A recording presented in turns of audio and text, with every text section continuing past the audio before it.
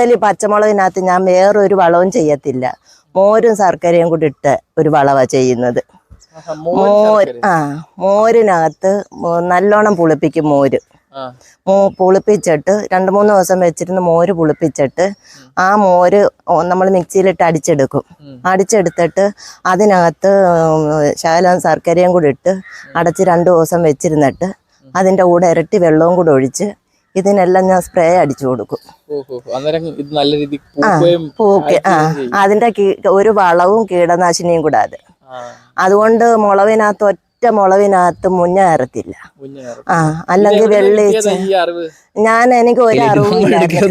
എനിക്ക് പണ്ട് തൊട്ട് എനിക്ക് കൃഷി ചെയ്യാൻ ഭയങ്കര ഇഷ്ടമാണ്.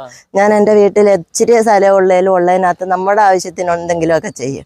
ഇപ്പൊ പിന്നെ ഞാൻ യൂട്യൂബിനകത്ത് നോക്കിയതെല്ലാം കണ്ടു പഠിച്ചിട്ട് നമ്മൾ ഇതിന് ഞാൻ ഒരു പ്രത്യേക വളങ്ങളും എൻ്റെ വീട്ടിലെ വളം, മീൻ വെള്ളം, പാത്രം കഴുകുന്ന വെള്ളം, അരി കഴുകുന്ന കാടി,